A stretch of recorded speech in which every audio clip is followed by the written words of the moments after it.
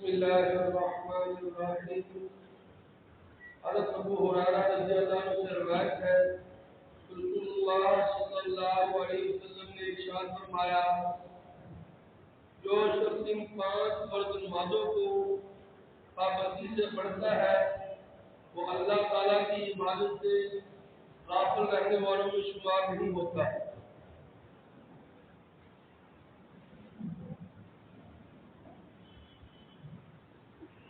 صلی اللہ علیہ وسلم ابو ہریرہ رضی اللہ عنہ کی روایت آپ نے سنی ہے۔ ابو ہریرہ رضی اللہ تعالیٰ عنہ اکابر صحابہ میں سے ہیں۔ 3 سال پہلے اسلام کی صحبت پائی، لیکن ہم وقت پیغمبر اسلام سے پاس رہتے تھے، اس لیے سب سے زیادہ احادیث 5374 احادیث ان سے مروی ہیں۔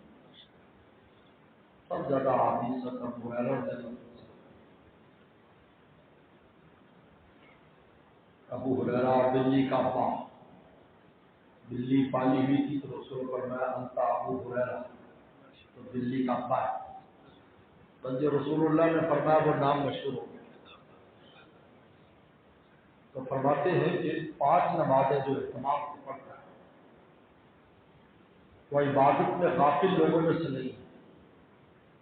اصل میں جو عبادات ہیں ان میں سب سے اہم عبادت ہی نماز ہے۔ یہی وجہ ہے کہ نماز کا دروازہ طہارت ہے، وضو، غسل، پاک رہنا، استنجا کرنا، یہ نماز کی وجہ سے فرض ہے۔ وضو کرنا فرض ہے، غسل کی حاجت اور غسل کرنا فرض ہے نماز کے وقت۔ اس لیے اگر رات کے کسی ایسے پہر میں غسل واجب ہو گیا، کبھی نماز کا وقت نہیں ہے تو کوئی ضروری نہیں فوری کرنا، لیکن جب نماز کا وقت شروع ہو جائے گا فرض ہے اس کا غسل کرنا، اب دیر نہیں کرنا۔ اس لیے پیغمبر اسلام کو اگر شروع رات میں غسل کی حاجت ہوتی تو وضو فرما لیتے، پھر صبح کو تہجد کے وقت غسل فرما لیتے، اور اگر شب آخر میں حاجت ہوتی تو وضو بھی نہیں فرماتے تھے، کچھ دیر ویسے لیٹے رہتے یہاں تک کہ وقت ہو جاتا تو پھر آپ غسل فرمائیں۔ دونوں قسم کے معمولات رسول اللہ صلی اللہ علیہ وسلم۔ استنجا کرنا اب وہ ڈھیلے کے ساتھ ہو، پانی کے ساتھ، پیغمبر فرمایا تھا کہ پانی کے ساتھ استنجا کرو، یہ زیادہ پاک کرنے والا ہے، صاف کرنے والا ہے۔ وجہ کہ پوری دنیا میں مسلمان قوم ایسی ہے جو سب سے کم شرمگاہوں کی بیماریوں میں مبتلا ہے، سب سے کم۔ اس لیے کہ اللہ تعالیٰ نے ہمیں جو استنجے کا نظام دیا رسول اللہ صلی اللہ علیہ وسلم، یہ بڑا عجیب نظام، دوسرے قوموں میں نہیں ٹیشو استعمال کر لیا، لیکن گندگی کا اثر تو رہتا ہے، جس کا نتیجہ یہ ہے کہ سب سے زیادہ بیماریوں کو ہے، سب سے زیادہ اس قسم کی بیماریوں کو ہے، شرمگاہوں کی بیماریاں سب زیادہ، ایڈز جیسے موذی مرض میں پائے جاتے ہیں، ان شرمگاہوں سے تعلق ہے۔ تو یہ جو طہارت ہے یہ دروازہ ہے نماز کا، کیونکہ اگر انسان طہارت نہ کرے تو نماز نہیں پڑھ سکتا۔ حدیث شریف میں آتا ہے کہ بغیر طہارت کے نماز قبول نہیں۔ اور قبر دروازہ ہے آخرت کا، قبر آخرت کا دروازہ ہے، لہذا قبر میں عذاب کا تعلق طہارت کے ساتھ ہے، یاد رکھو۔ حدیث شریف میں تو سب سے زیادہ سخت عذاب اس شخص کو ہوتا ہے جو ناپاک رہتا ہے، سب زیادہ اس کو عذاب ہوتا ہے جو ناپاک رہتا ہے، کپڑے پاک نہیں رکھتا۔ لوگ کتنے عجیب بات ہے، مسلمان ہے کہتے ہیں نماز پڑھو میرے کپڑے پاک نہیں، عجیب مسلمان ہے تو یار، کپڑے پاک نہیں دیتے کیونکہ استنجا نہیں کرتے، کہیں بیٹھ گئے بس جانور کی طرح کر لیا سلوار پہن پاجامہ پہن. قبر میں سب زیادہ عذاب اس کو ہوگا. خود پیغمبر صاحب قبر کے پاس سے فرمایا ان دونوں کا عذاب ہو رہا ہے. بخاری کے حدیث شریف میں ان دو قبر والوں کا عذاب ہو رہا ہے.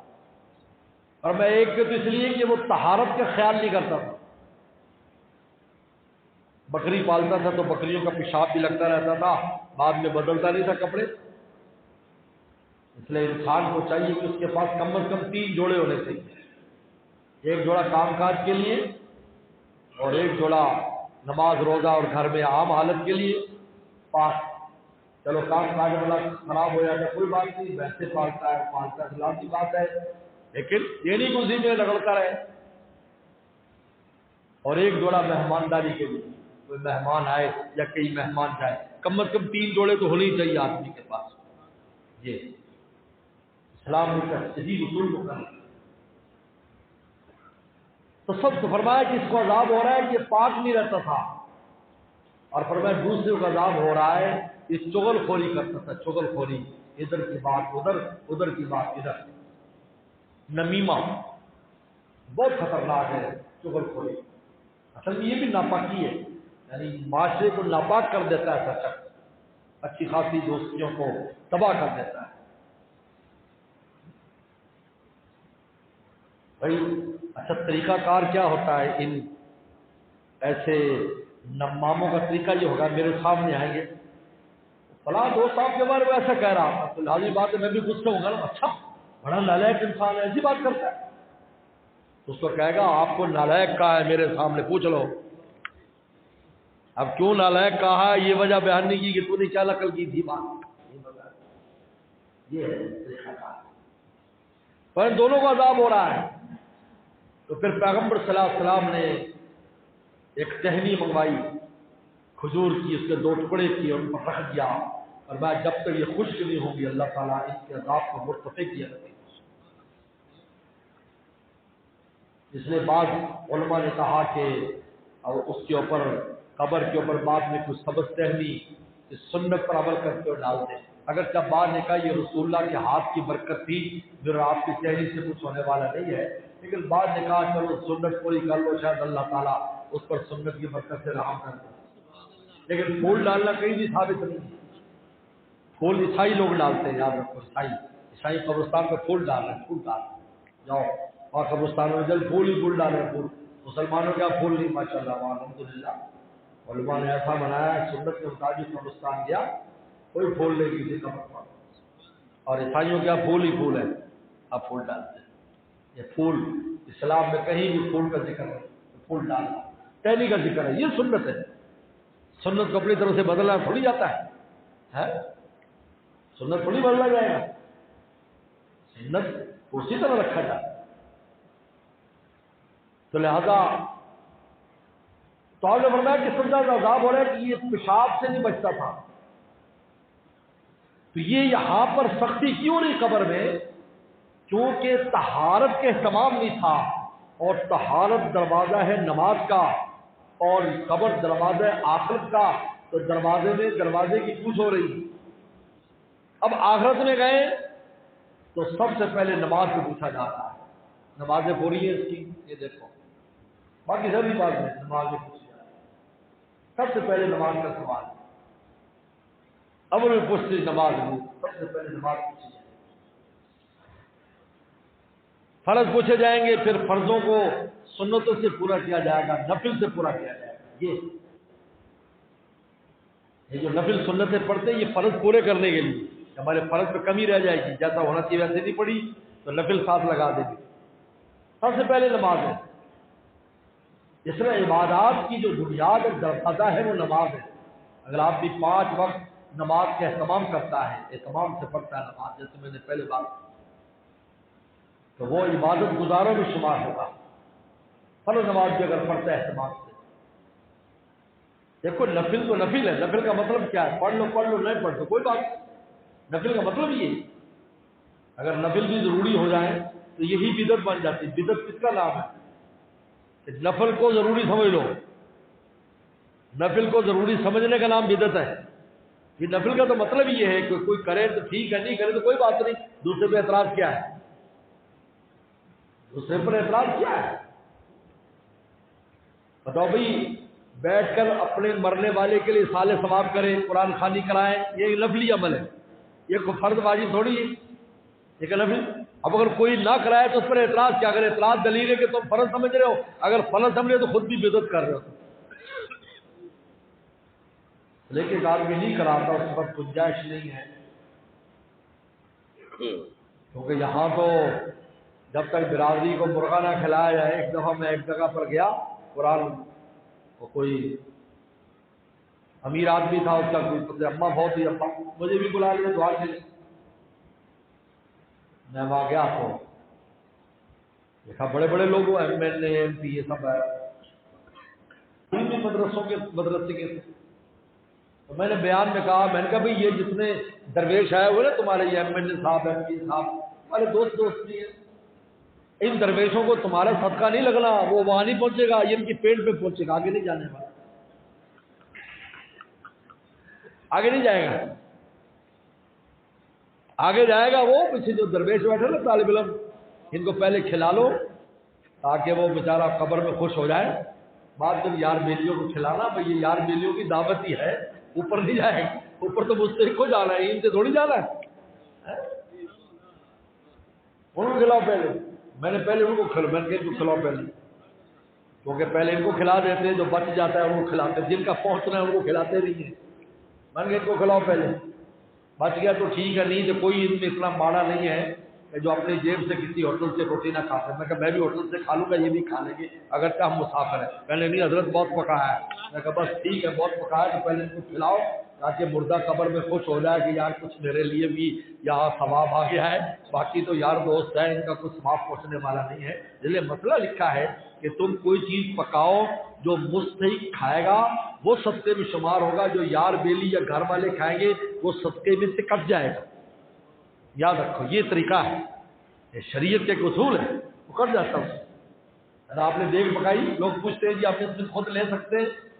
میں نے کہا بھائی خود لو، جو غریب کو دو گے وہ صدقہ ہے، باقی جو خود کھاؤ گے کسی دوست کو کھلاؤ گے صدقہ نہیں ہے۔ ٹھیک ہے مشترکہ دیکھ پکا لیں، ان میں سے اپنے لیے رکھ لیں، دوستوں کو بھی دے دیں، اور غریبوں کو، جو غریبوں کو جائے گا وہ صدقہ، جو دوستوں کو جائے گا وہ دعوت۔ دعوت ہدیے کے حکم میں، ہدیے کا الگ معاملہ ہے، مومن خوش ہو جائے گا، دوست خوش ہو جائیں گے، تو اس کو مشترکہ پکانے میں کوئی حرج نہیں، دیکھ پکا کر تقسیم پر فیصلہ ہوگا۔ جس طرح قربانی ہے، قربانی میں 3 حصے کرتے تھے، غریب کو دے دیتے ہیں اور ایک احباب کو خود رکھ لیتے ہیں، تو جو غریبوں کو جاتا ہے وہ صدقے کے حکم میں چلا جاتا ہے، اور جو ہمارے عزیز و اقارب یا خود رکھیں گے وہ ہمارے ہدیے کے حکم میں آتا ہے، نہ تو اس کے اوپر صدقے والا اجر تو نہیں ملنے والا۔ اس لیے فرض نماز کا 5 وقت کا جو اہتمام کرتا ہے وہ عبادت گزاروں میں شمار ہوتا ہے، پیغمبر السلام نے ارشاد فرمایا، اس لیے اس کا بہت اہتمام کریں، نماز کا بہت اہتمام کریں۔ بعض لوگ کہتے ہیں قضا ہو جاتی ہے، قضا ہو جائے تو پڑھو، قضا پڑھو، یہ نفس کا علاج ہے، قضا پڑھو۔ اندر فجر میں آخری کھلی تو سب سے پہلے فجر پڑھو۔ حدیث شریف میں آتا ہے ایک آدمی سو جائے یا بھول جائے تو جب یاد آئے فوراً پڑھے، اس وقت بھی اس کی قبول ہو جائے گی، کیونکہ یہ سویا تھا تو سونا تو انسان کے اس میں آخری کھلی، جب بھول گیا اتنا کوئی پریشانی یا کام ہے کہ اس کو یاد ہی نہیں رہا، فرمایا فإن ذلك وقتها، وہ اسی وقت پڑھ لے، اس وقت بھی قبول ہے۔ لہذا اگر فجر رہ جائے تو سب سے پہلے نماز کی فکر کرے، قضا ہی پڑھ لے کوئی بات نہیں۔ حضور صلی اللہ علیہ وسلم کی فجر قضا ہو گئی، سو گئے تھے، سارے صحابہ کی قضا ہو گئی، سو گئے، بعد میں فوراً سب سے پہلے نماز کا اہتمام فرمایا، چلو فرض نماز فجر نماز رسول اللہ نے پھر جماعت سے پڑھائی، پھر جماعت سے فجر پڑھائی۔ من نام عن صلاۃ النسیٰ فلیصلیھا اذا ذکرھا قال فإن ذلك وقت، وہ اس کا مخصوص یوز پڑھ لیں۔ لہذا یہ نفس جو ہے اس کا علاج یہ ہے کہ قضا ہو جائے تو اس سے قضا ادا کرائے، تو بس پھر ٹائم پہ ادا کرایا کرے گا کہ یار جب پڑھا ان میں سے چھوڑنا نہیں ہے، کیونکہ نفس گدھے کی طرح ہے، اگر گدھے پر بوجھ لادو گے ٹائم پہ نہیں تو بے ٹائم ہی لاد دو تو پھر ٹائم پر اٹھائے گا، کیونکہ بے ٹائم میں اس کو بھی تو آرام کرنا ہے۔ اب وہ بے ٹائم جب اس کے آرام کے ٹائم میں تم بوجھ لاد دو گے تو کہے گا یار یہ تو بہت خطرناک بندہ ہے، پڑھا نہیں اس نے۔ جب ہمارے حضرت والا فرماتے تھے فجر کی 2 رکعت رہ جائے تو اس کو 4-5 اور لاد دو، اشراق میں 2 بھی پڑھاؤ، 7 نفل بھی کچھ پڑھاؤ۔ کہے گا یار 2 ہی پڑھا لیا کر بھائی، 8-10 نہ لا دو میرے اوپر، یہ مشکل کام ہے۔ لفظ جو ہے نا اس کا اپنا ایک مزاج ہے، اس کے مزاج کو لے کے چلنا پڑتا ہے۔ اس پر اگر وقت بوجھ لا دو بھی کرنا ہے، یہ تو ہم نے کرنا ضرور ہے، قضا ہوگی تو کوئی بات نہیں، لیکن قضا پڑے گی، ہاتھ جرمانے کے طور پر 2-4 نفل بھی پڑھوائیں گے اس سے، تو پھر آپ کو ٹائم پر پڑھوائیں گے۔ اللہ عمل کی توفیق عطا فرمائے۔